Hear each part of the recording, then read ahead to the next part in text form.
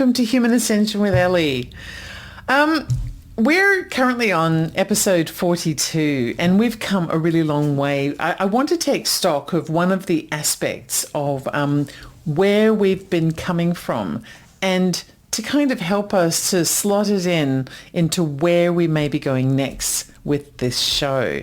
And it actually starts off with why I'm here on working in media in the first place, because, you know, until recently I wasn't doing that. I was doing something entirely different, and I've talked about that in the past.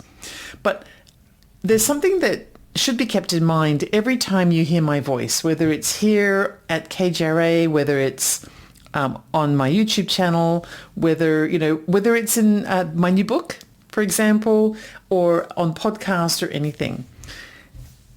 I ended up being here in media, and I do the tarot readings and I do the research and I do all of those things and the writing and everything because of a prophecy that I saw 40 years ago.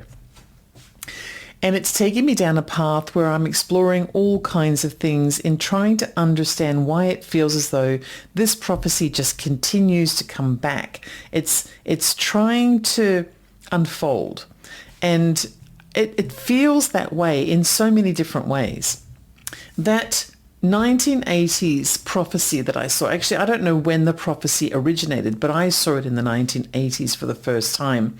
And it was written on a tiny little pamphlet that had been like in a little booklet style that belonged to a religious organization, and it was dropped on my friend's coffee table. I think along with some, supermarket pamphlets and things like that, that my friends had actually just taken out of their their mailbox, and put on the coffee table. And while I was at my friend's house, my partner at the time and I were just flicking through whatever we, could see on the coffee table while we were waiting for our friends to get ready. And that's when I saw this prophecy in that pamphlet. It's something that, it may have been the 1980s, but it's something that just changed. It ultimately changed my life, even back then when I didn't know it was going to. It didn't seem at the time to be something that I would remember for more than a minute. It certainly didn't seem as though it'd be something that I'd be chasing for, in later years, and it's been such a long time. At the time it just seemed like run-of-the-mill fear-mongering religious stuff, Join the church or you'll be damned forever, that kind of thing. But it's been 40 years and it still seems to be relevant. And I'm really surprised that I still remember it so vividly. I even remember the moment that I read it so vividly. But I think it's because everything in my life changed at that point. I didn't realize it, but it was traveling down a path, and it brought me to where I am today. So I'm 100% today. What is it now? Not 19 anything. It's 2024. In 2024, I am 100% devoted to getting as many answers as I can, stemming from that prophecy, but resulting in all kinds of questions related to everything. And what makes it great is I don't really have to be hidden away in a dusty room like an academic doing it all by myself. I get to do it with you. I get to take you along for the ride with me. And I've noticed that there are so many people that are enjoying the exploration just as much as I am. So it's really nice to have that company. Many people who listen to my show know a lot about Chris Bledsoe because I've talked about him a lot. He was actually a third of the discussion in episode 1 of the show. But for anyone who's popping in for the first time, just a little recap on Chris Bledsoe. Chris Bledsoe is a former successful home builder. He was building something like 200 homes a year, and he was very well off. I believe that he even had a helicopter or a private plane or something, and he was living at large. But then, as a result of the increasing economic issues surrounding 9/11 and also the banking crisis in around about 2008 or so, in the build-up towards that, he went broke. The government stopped all military housing projects, which I think was Chris Bledsoe's bread and butter. And he went from being really well off to being very cash poor, to the point where he was not able to, there was one point where he was having trouble. I think he said he was having trouble figuring out how to organize school lunches for his children. Chris was and I think he still is, a devout Christian. And he was the kind of Christian who would be increasingly searching for wisdom and guidance from God. He began compulsively praying for help. And this compulsive praying is something that we often hear about when it comes to manifesting some kind of a unexplained response from the cosmos in some way. And this is something that happened with Chris. He was by himself in the woods, and he was compulsively praying for the umpteenth time because he'd been doing it a lot. He was just desperate. And at that moment, he saw what he thought was a UFO or UFOs. They were lights in the sky. And he also saw some kind of beings on the ground that he wasn't able to identify. This had never happened to him before. And he also had a vision of an angelic creature. He calls her she's a shimmering lady dressed in white, and he calls her the Lady in White. She appeared to him once he appeared to him twice. Once in a hypnotic regression, he claims that he was elevated from his bed right through his roof cavity of his house, and he ended up being escorted by these angelic creatures to meet with her. But then she also took him by surprise, I believe in 2012, and she just came to him spontaneously in the form of a bull that kind of ran him over out of nowhere. And then as he was shocked by the entrance of the bull, she manifested into this Lady in White. And during that visitation, she gave him a prophecy about the future that she said would be unfolding in 2026. The details of that are in previous episodes of the show, but basically the prophecy linked to Easter 2026 and then also other events throughout that year. And she said, and this is a quote, she said to him, "When the red star of Regulus meets the eye of the Sphinx, all would be revealed." So this show, Human Ascension with Ellie, began with a description of Chris Bledsoe's experiences and how those experiences linked to predictions that were made by the psychic Edgar Cayce, the one that they call the sleeping prophet from the early 20th century. Edgar Cayce talked about the secrets of humanity and the truth of our existence and our creation here on Earth that were buried beneath the Sphinx in Egypt. So Edgar Cayce said that there is a wealth of knowledge about humanity and the history of humanity, why and how it was created, how we were created, and sort of all of these wisdoms about reality and the way things really are.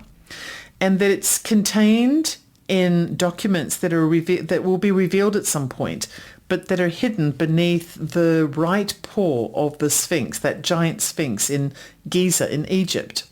But also there are other secrets, other hidden wisdoms that Edgar Cayce claims are hidden in other areas of the world as well. But the one that is most coveted and has been explored and examined by everyone from archaeological people to spiritual people and even religious people is the one beneath the Sphinx in Egypt. Edgar said that these secrets would eventually be found and unearthed. And somewhere at a time, it would happen at a time when humanity was experiencing great unrest and division and challenges, and people around the world were feeling angry and oppressed and were acting rebelliously. Kind of like the way that it feels is sort of slowly unfolding now, which I do wonder whether there's a relationship there. Edgar Cayce said that something would occur that would result in the revealing of those hidden secrets during the height of unrest. Now, it was speculated by people who follow Edgar Cayce, because Edgar died in the early 20th century. And after he died, it was, well, early to mid 20th century actually.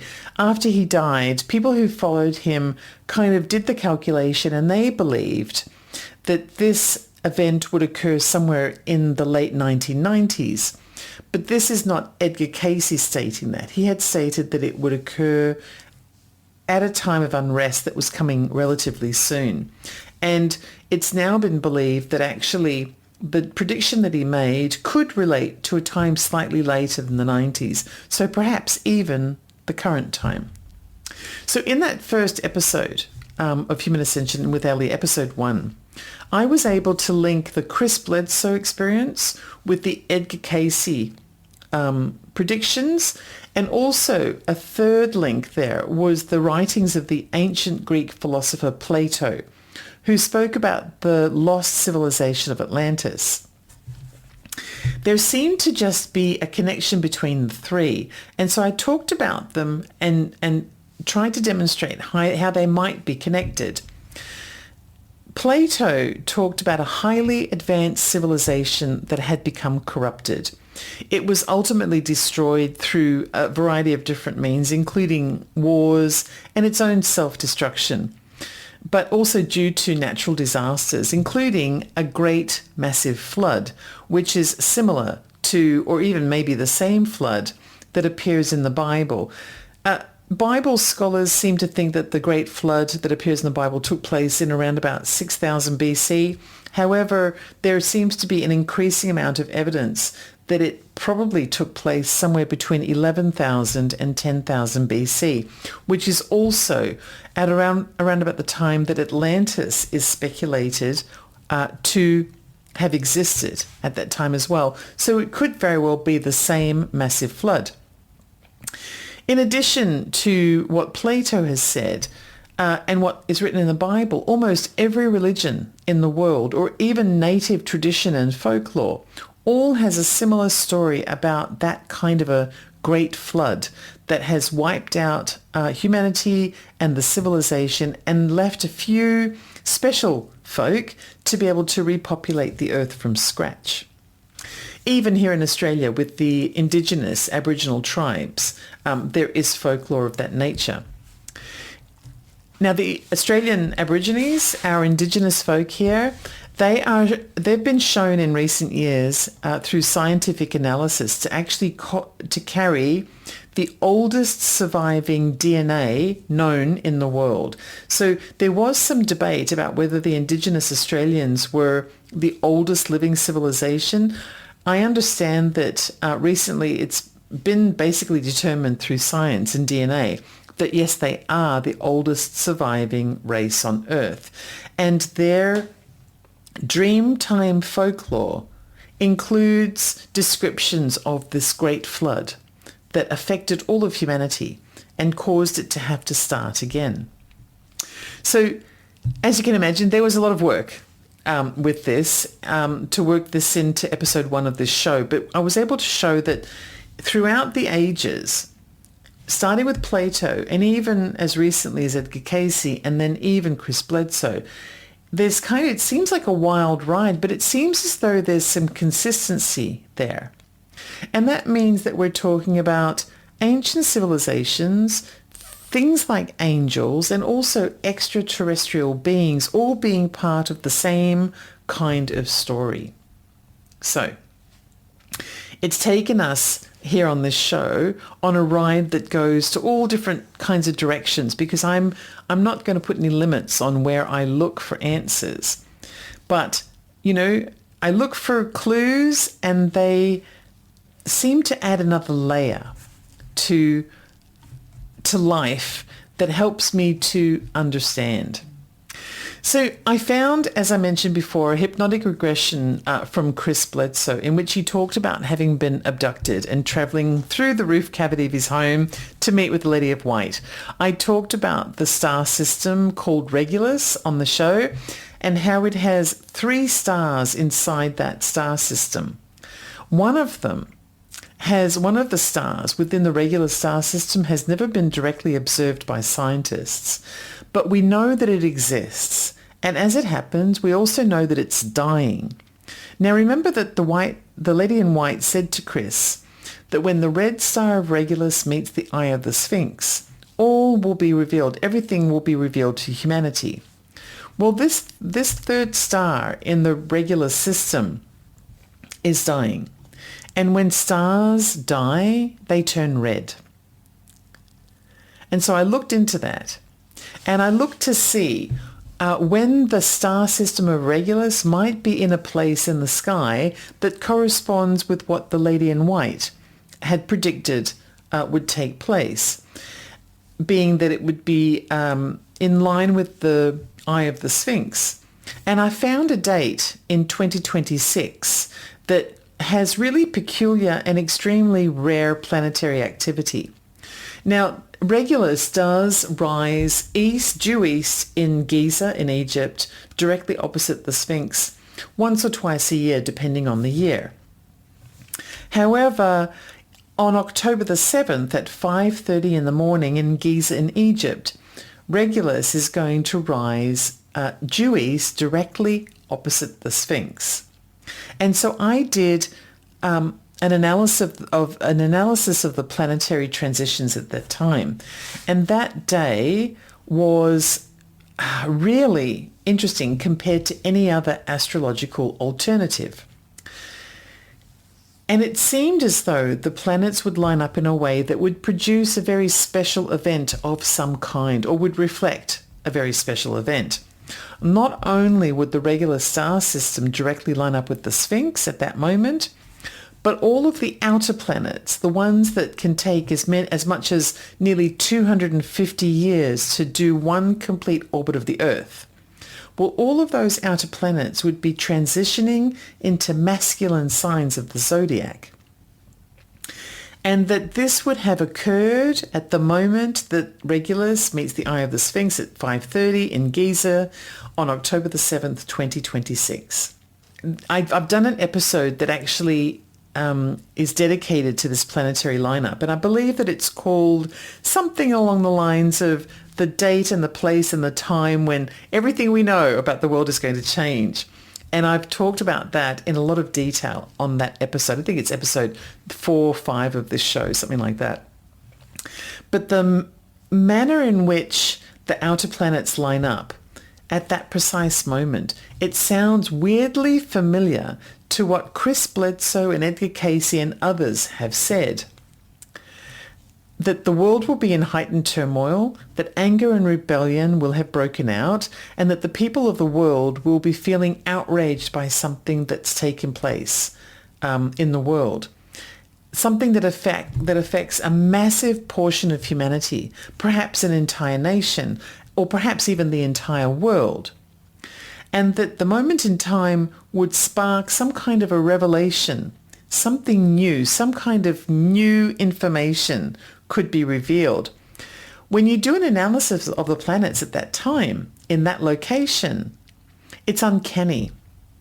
Because those planets and all the planets will have finally transitioned into the zodiac places, into the houses in which they appear, that are understood by astrologers and have been over hundreds of years to signify new discoveries, new frontiers, new ways of understanding life and reality, and a kind of a release from the status quo, from the old ways, and allowing a freedom to move forward into a new way. It seems a bit like the floodgates are going to open wide, and it's going to be like a calling, come this way. And so I definitely have October 7th at 5:30 in Giza in my calendar for 2026. I'm not saying that it's going to happen exactly at that moment, but it seems as though something is beginning or occurring at around about that time that may unfold shortly thereafter. So today I want to look at that. I wanted to kind of remind us of the reason why I am doing the things that I do. And it all relates to that. And that's one of the reasons why I've taken such an interest in Chris Bledsoe, because he seems to fit in some way. And I can't explain exactly what what the connection is. You know, sometimes you see something happen and then you hear about something else and then you see something else, and they all seem to be carrying the baton for each other as though they're in a relay moving forward in a race. That's how this kind of looks to me. And I want to look at it from a particular perspective today. We have a bit of a dilemma when it comes to this revelation that could very well be occurring towards the end of 2026 or maybe early 2027 or something like that. And by revelation, I mean, you know, the dictionary definition of revelation. I'm not talking about the book of Revelation or anything like that. I'm not talking about tribulation and the Antichrist and so forth. Although, who knows? You know, it seems as though everything is kind of intertwined. They might be the same thing for all I know. The dilemma that I'm talking about today is it's about the possibility of that revelation maybe being related to disclosure. The alien thing, and the concept that there might be otherworldly beings out there that are for some reason involved with humanity and the earth. Because what comes up in my research is a variety of different perspectives that can lead to entirely different kinds of outcomes. And I want to look at them a bit more closely just today, but also in future episodes as well. So first of all, let's begin with the book of Revelation and the potential for there being messages there about aliens. And also another book, which is the book of Enoch, which was discovered in the mid-20th century as being part of the Dead Sea Scrolls. Now, I have done an episode about the book of Revelation and how it might relate to alien dialogue in the previous episode as well. And I want to kind of marry all of this together today so that we can see the reason why I go in the directions that I do. In the book of Revelation, it says that Noah was Enoch's son, and he was special in the eyes of God, just like Enoch was special in the eyes of God. And God is said to appear a lot in the Bible, especially in the Old Testament. Okay, he has lots of names. He's called Yahweh, Jehovah, El Shaddai, Adonai, El Elyon, El Roi, El Olam, and Elohim. And that last one, Elohim, is a little bit tricky. It's a plural word. It can only be translated into there being multiple gods. So unless you cheat and you start telling people that Elohim means lots of different manifestations of the single God, or looking at God from a different perspective and that kind of thing, you know, all of that's a bit of a fib. Or at the very best, it's a bit of a fudge, right? It's just not true. Elohim, the word Elohim, can only be used in the context of there being many something, or a family of something. And what it's talking about is many gods, or a family of gods, like the ancient civilizations of Egypt believed, or even earlier, the people of Atlantis worshipped. The possibility of there being many entities that were worshipped, revered, or maybe feared, like they were gods. Is it possible that these gods were actually aliens? Were they extraterrestrial sentient beings? If you look at the book of Revelation or even the book of Enoch, some of these entities were scary or cruel or angry, and they were easily enraged. So is it possible that if they were extraterrestrials and they were exhibiting this scary, cruel, angry, enraged kind of persona, is it possible that they were worshipped by humanity because it was safer to worship them? Because if you worshipped them, you could keep them placated. And then there are others who were benevolent and kind. They taught humanity many new skills of survival and how to thrive and how to build on knowledge and learn new things. So were those entities worshipped because they were like heroes? You see, worship in a godlike way that we understand it to be today may not have been the same thing that worship was before. Worship may have been a response to fear, or it may have been a response to admiration and gratitude. We don't know. But also the Bible is full of references to slavery, which I've also talked about in previous episodes. But none of the references are related to white people owning black people. That's a modern thing that we've created, that man has created in the modern day. In the Bible, anyone could be a slave. I mean, mostly it was women. And there were people who didn't have their own means for survival, so they were in servitude to someone else in order to survive. But it does make me wonder also if perhaps humanity was created for the purposes of being slaves to another race of beings. Now, the book of Revelation hints at the fact that that may have actually been the case, but it all depends on translation, the way that you translate the things that you're reading in the Bible.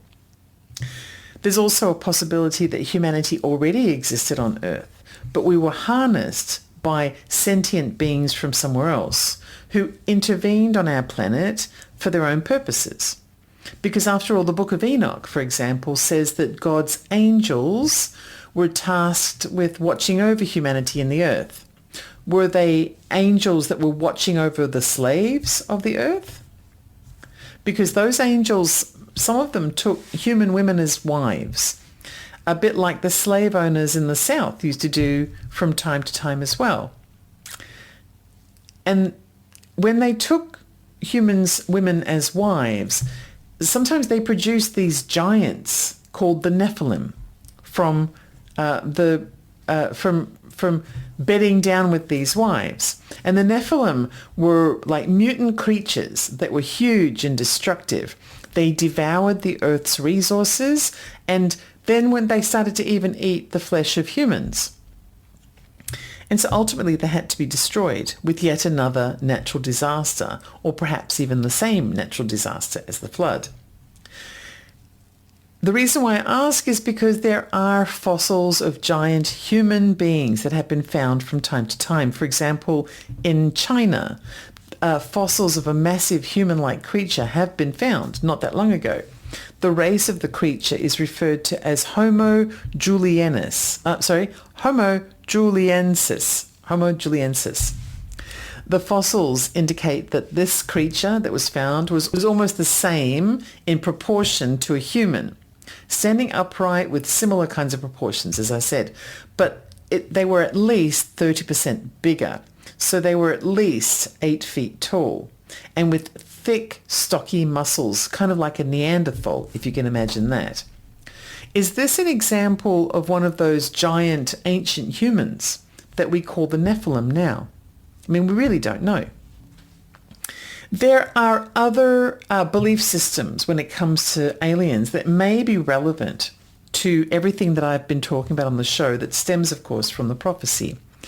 For example, I did an episode not that long ago on an organization called Share International and its founder, Benjamin Creme. Share International has a belief system that relates to aliens. They call those aliens or otherworldly beings space brothers who lived on Earth a long time ago and have since been involved in humanity's affairs for thousands of years. They're an advanced race and they're here to guide humanity's evolution. But they're benevolent by nature, and they're here to help humanity to reach a higher state of consciousness and its own spiritual enlightenment. But in another example, and I've covered this as well in an earlier episode, I talk about a fellow by the name of Marshall V.N. Summers and what he calls the allies of humanity. And the story is completely the opposite to that of Share International. Marshall V.N. Summers claims, in a similar way that Chris Bledsoe claims, that he received a communication from an angelic being. This was in the 70s, I believe, or maybe the 80s. And he received a warning from this angelic being, or this angelic entity, about the true intent of extraterrestrials that were residing on Earth at the current time. That he was told that they live in the mountains and under the sea, and sometimes they appear as craft in the skies. The warning was that there are no benevolent aliens here, because the galactic treaty between the planets prohibits visitation. You're not allowed to visit the planet. You're not allowed to move in on the planet that belongs to a different species. And so those that are here have broken the galactic treaty. The aliens that are here, or the ETs that are here, have selfish intent. They want the Earth's resources, and they want to harness humanity as a workforce. And that sounds very similar to what appears if you interpret the book of Revelation. So if you interpret the Old Testament and the concept of slavery that appears in the Old Testament. And Marshall V. N. Summers said that the angelic being, or the angelic presence, also told him that these extraterrestrials, these aliens that are residing here on Earth, are much smarter than we are. Instead of fighting us in battle for supremacy, they're outsmarting us, which is exactly what a smart, higher entity of higher intelligence would do. They wouldn't fight a grubby little war. They would just outsmart us. They would make us believe that they're doing us a favor, like we're special, because people love to feel special. And the truth is that there are more, the truth is that there are more stars in the galaxy than there are grains of sand across all the beaches of the world. And so we're not special. We're one of hundreds of billions of possibilities. However, we might be easy to convince. And if we've always wanted to feel that we're kind of the center of the universe, and that Earth is special, and that humanity is special. And so this is something that we could resonate with if it's being communicated to us. So Marshall V. N. Summers said that this angelic message that he received, or these messages, because he received them for around 10 years actually, came from a federation of cosmic entities. Just like the Galactic Federation kind of concept that you might hear about with other people, because the Galactic Federation is a concept that many people do believe in, being that there's a federation with its own treaty of entities, sentient beings from all over the galaxy and even galaxies beyond, where a little bit like having United Nations treaties, where there's an agreement between the different planetary nations as to what the laws of the cosmos are going to be. And one of those laws is that beings from one planet are never to set foot against the will of another planet. But if you're invited in, then sure. If we say, yeah, come on in, then we're inviting them. All right. But it is against the law and that galactic treaty to intercept another entity's planet against their will. But if the angelic presence said to Marshall V. N. Summers that the reason why they had made contact collectively is they're not going to come here. They're not going to come and save us. They're not going to intervene. They want us to learn, however, that we're being outsmarted by another being. And we need to grow up, and we need to realize that we will never be saved by someone else, that we have to save ourselves. So some people say that Marshall V. N. Summers is a bit of a religious kook. I understand that he has some kind of a ministry. I've seen the website. I've seen the literature that he posts for free, which is the messaging from this angelic presence. And he also has a YouTube channel where he talks about the messaging, and he's been doing so for a very long time. He has a YouTube channel that I believe is called Marshall V. N. Summers. He has a son by the name of Reed Summers who also has a YouTube channel, and they talk about these things a lot. But he doesn't come across as being a religious kook. He devotes his channel to that of relaying the messages again and again that were provided to him by the angelic presence, which he calls the allies of humanity. The messages were predominantly received in 1996 and continually after that for around 10 years. And all of the messages that Marshall V. N. Summers has received appear in books that are available to read online for free.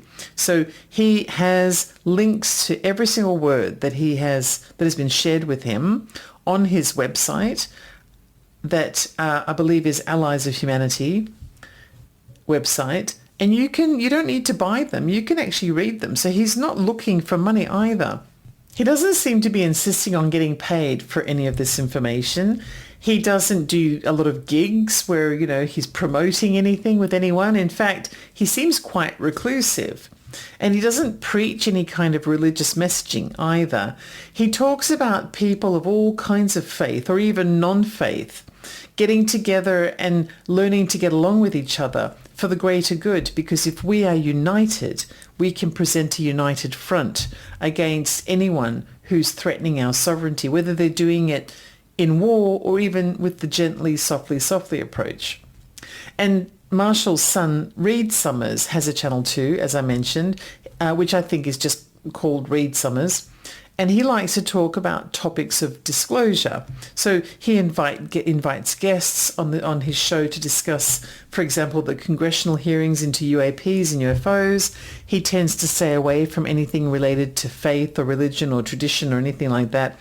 He kind of provides an intelligent voice in the debate about the possibility of sentient beings from unearthly origins who may or may not have an interest in humanity or Earth.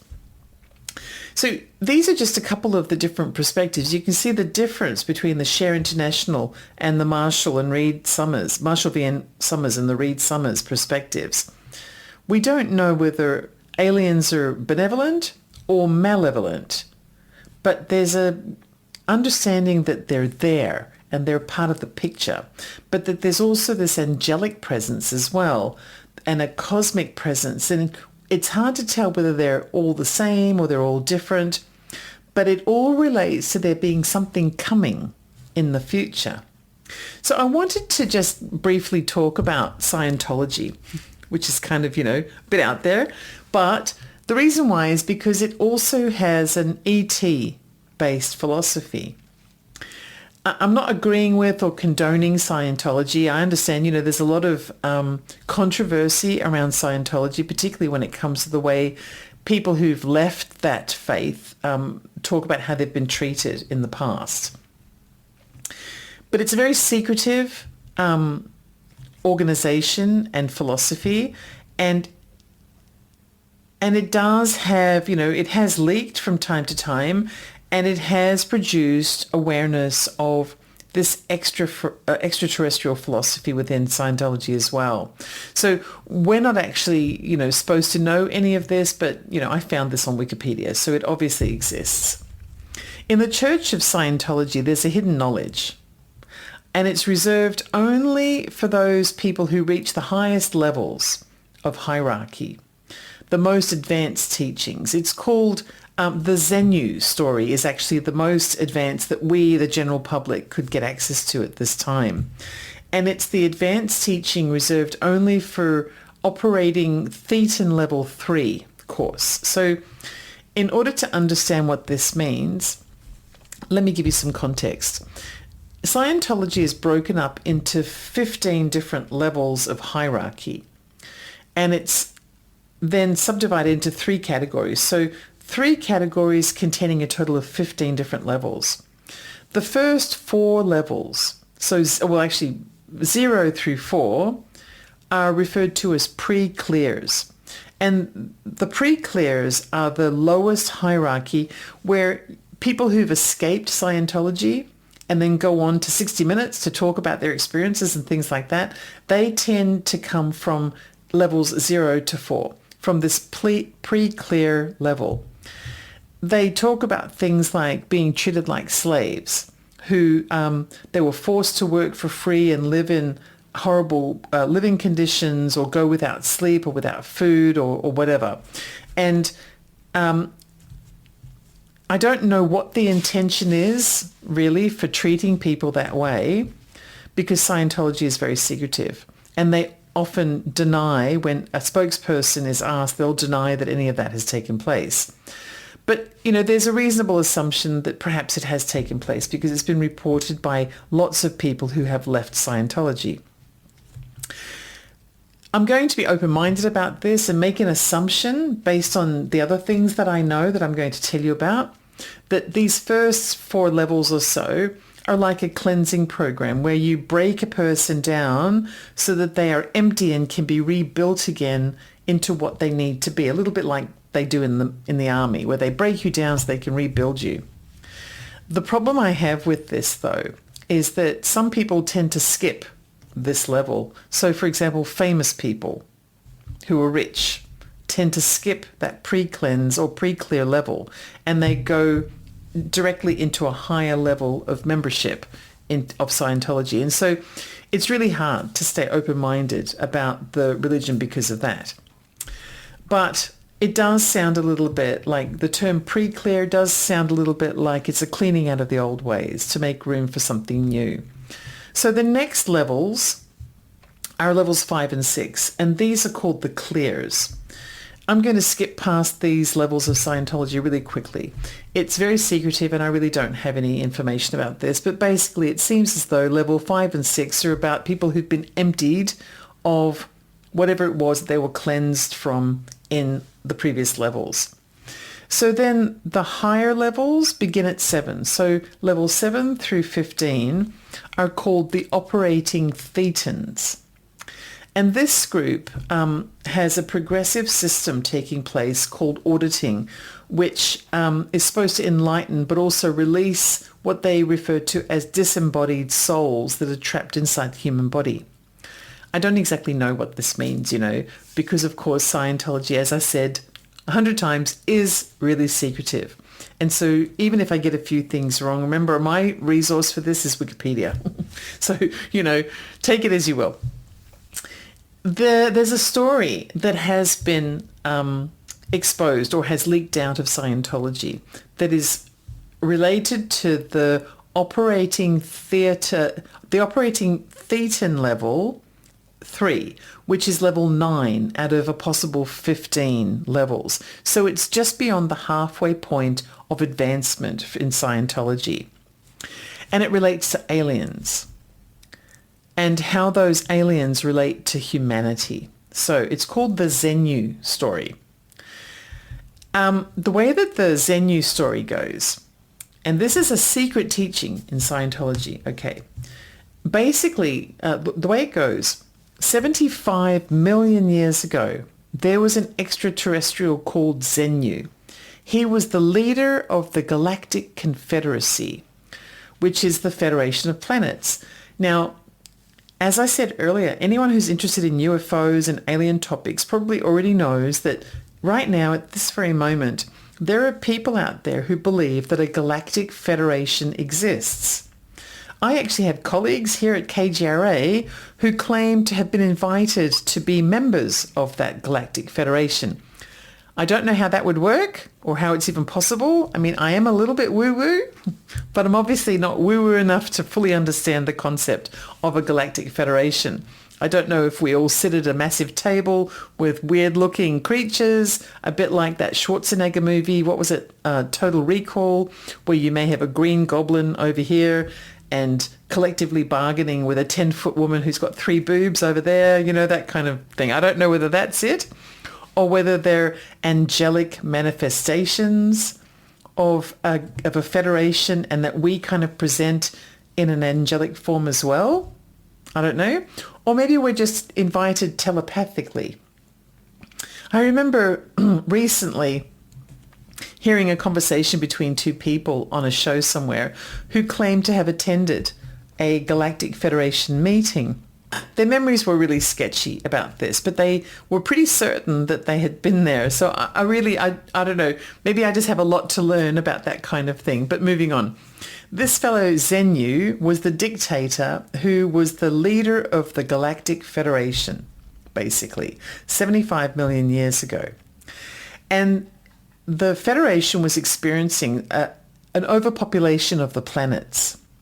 And so Xenu, because he was a dictator, he ordered that many billions of his people, which I guess was represented by the variety of planets, he ordered that the entities living on these planets, that many billions of them, be transported to Earth to alleviate that overpopulation problem that the other planets were having. So billions of beings were gathered up and they were deported or transported to Earth. And they were brought to Earth in what appeared to be like aircraft in a similar way that, humans make aircraft. It looks a little bit like airplanes. And when they arrived on Earth, Xenu ordered that they all be exterminated. So they used hydrogen bombs, supposedly, with massive explosions to exterminate these excess population of entities. And they used so much explosive that the impact of those explosives from the bombings caused the souls of these beings to be thrust out of their bodies. So they become disembodied souls. And that's what a thetan is in Scientology. A thetan is a disembodied soul. So the souls were captured as they were exploded out of bodies. They were captured by Xenu's army, and they were subjected to brainwashing with electronic devices. I guess to erase their memories or something. I'm not really sure. Destroy them in some way. I'm not really sure. But these souls or thetans were so severely traumatized that they attached themselves to whatever they could as some form of a remedy. And they ultimately ended up attaching themselves to human form, where they could find human form, like a possession by a thetan spirit, which is similar to kind of like a demonic possession. And Scientologists believe that this possession or attachment of the body by thetans is called a body thetan. So this is when a thetan soul, which is the same thing, a thetan and a soul is the same thing, has attached itself to a human. Scientologists believe that that thetan attachment or body thetan is the cause of many of the spiritual and psychological problems that people experience today. So we might call it, stress or anxiety or mental illness or paranoia or anger issues or whatever, but it's actually an embodiment or a possession by a severely traumatized soul, referred to as a thetan. And so as a member of Scientology elevates to the thetan level, they learn how to release the attachment of those thetans. I mean, it sounds really science fiction-y, and the creator of Scientology was a science fiction author, but who knows? There's a lot of stuff out there, and even some of the stuff from the Bible is just as weird as Scientology. And so who am I to judge, But there are other religions that believe in extraterrestrial sentient beings as well. There's the Aetherius Society, which was founded in the mid-1950s by George King. It combines element of theosophy, yoga, and UFO beliefs. And the society teaches that advanced extraterrestrial civilizations referred to as cosmic masters exist on other planets in our solar system. And these cosmic masters are believed to help humanity by transmitting spiritual energy and guiding us towards enlightenment. This is very similar to Share International's philosophy as well. There's also Heaven's Gate, and Heaven's Gate was founded by some individuals in 1970. I think it was Marshall Applewhite and Bonnie Nettles founded Heaven's Gate in 1970s. This group believed that they could transform themselves into immortal extraterrestrial beings by rejecting their human nature. They thought that a spaceship would come to take them to a higher level of existence one day. And unfortunately, in 1997, 39 members of the group died in a mass suicide, believing that a spaceship was coming to get them, when in fact it was actually a comet, I think, that was detected at the time. There's also the Unarius Academy of Science, which was founded in 1954. It's a UFO religion that teaches that humans can communicate with extraterrestrials through telepathy and other psychic abilities, and that the extraterrestrial beings are known as space brothers, which is really very similar also to the Share International concept, and that their role is to help humanity evolve spiritually and scientifically. This is very similar. I'm not saying that he's a believer in the Unarius Academy of Science, but Bashar, the the hybrid extraterrestrial being that is channeled by Daryl Anker is sort of sitting in this line of thought as well, that the purpose for the channeling is to help humanity solve its problems and achieve a greater awareness. And that's why we're able to, or certain people are able to, telepathically communicate with these entities. What some people may not realize is that the Nation of Islam has teachings that suggest that extraterrestrial beings referred to as Moors visited Earth and played a role in the creation of the first humans, a bit like the ancient aliens philosophy or the starseed philosophy. And the Islamic faith also has a belief in a broader sense of the hidden history of advanced civilizations and their influence over human development. So this links directly back to things that Plato had said and Edgar Cayce has said about there being hidden knowledge out there that links to humanity and links to extraterrestrial sentient beings and links to the creation of Earth and the world. And then finally, there's also Raelism, which was founded by a fellow called Claude Vorilhon, who goes by the name of Rael. And in the 70s, he began teaching that life on Earth was scientifically created by extraterrestrial beings called the Elohim. Now, if you're aware of Paul Wallace, who has a channel on YouTube, he's a former minister who now writes books about that are all themed on the Garden of Eden and this extraterrestrial descriptor. If you reinterpret the Bible, you find all of these ET references. Well, Paul Wallace, I can't say that he's a realist, but he also refers to the Elohim as being a species of extraterrestrials as well. So there's a crossover there. It just kind of gives you an indication of how there's so much going on. There's also, the concept of star people and sky gods that are common in folklore and traditional culture, like Native American folklore and the ancient Mesopotamian mythologies relating to the Anunnaki, the ancient Egyptian mythology relating to the god Ra, and other deities such as Horus and Nut. And they all are related to celestial phenomena and entities from the sky, sentient beings from the sky. Extraterrestrials also, and the concept of flying machines called Vimanas feature in Hindu writings. And Greek and Roman mythology also have stories of gods who dwelled in the heavens and interacted with humans. Zeus, for example, is the king of gods in Greek and Roman mythology, was often depicted as residing on Mount Olympus, which was believed to be a gateway between Earth and the celestial realm. And then other gods like Apollo were associated with the sun and the stars. So we've got all of these ideas of there being extraterrestrial kind of concepts out there. You also have African mythology and, of course, as I mentioned, the Australian Aboriginal Dreamtime. I know that I began this episode with a reminder of the prophecy that I saw in the 1980s. Okay, and it seems as though I've diverted off into an unrelated topic, which is that about aliens.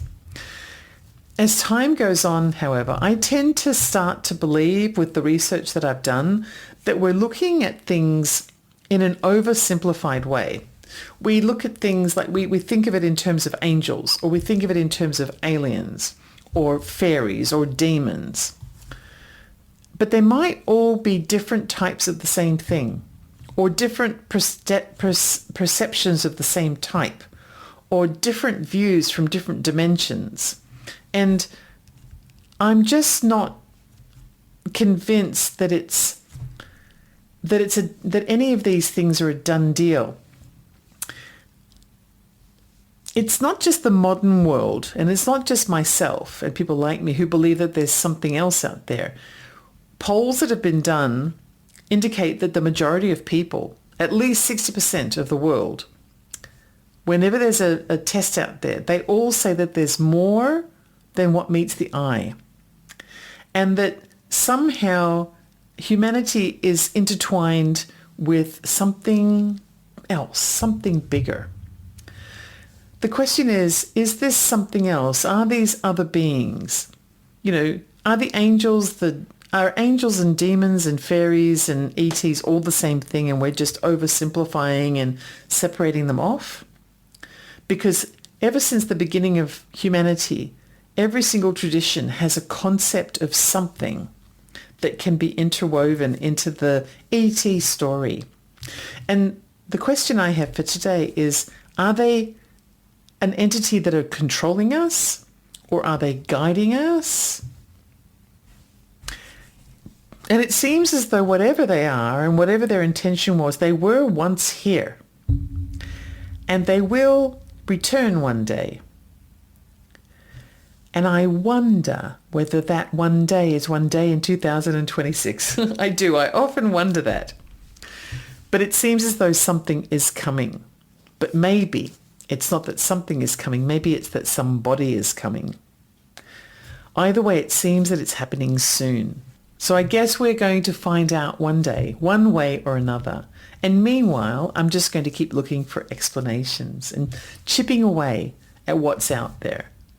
One of the ways that I do that is with tarot. I ask questions, and strangely enough, the cards are consistent. They keep giving me a very similar answer, that something is coming. And anyone who's seen me do my tarot readings knows that the cards always have the same range of definitions, and I always do it the same way. But something seems to be happening out there, and it's coming closer and closer. Anyway, as I've mentioned last week, I think it was, for the very first time, I have had a new book published. It's called Tarot Well Done. It's, I believe, the one book you need that can take you from being a complete beginner with practically no knowledge or even zero knowledge of tarot and how it works, and transforming yourself into a proficient tarot card reader. I think it's all you need as a learning resource. It's a combination of intelligent, well-informed perspective on tarot, everything from the origins of tarot to descriptions of colors and symbols and links to numerology and methods of interpretation, and treating tarot as though it's a language. But it also is a book that has vivid imagery of the cards, including the minute detail that you might need to be able to see to understand the reason why each card was created the way that it is. It takes you deeper than just memorizing definitions. It takes you into a realm where you understand the concept, which means you don't really have to memorize because you know it. You know it as a language. You can find my book Tarot Well Done on Amazon in standard and also large print and in ebook format. And I've included a link to the options page in the description of today's episode. It's my primary resource on the Ellie channel for being able to search for answers. And then here on the show, I do things the conventional way.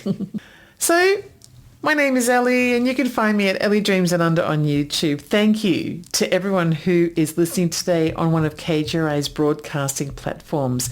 If you'd like to participate in any of KGRA's live shows and chat with like-minded watchers, experiencers, spiritualists and weirdos like me, then just go to live.kgradb.com and use promo code Ellie to get 30% off your subscription. That's it for today. It's been a wild ride, but it's been a pleasure. Until next time.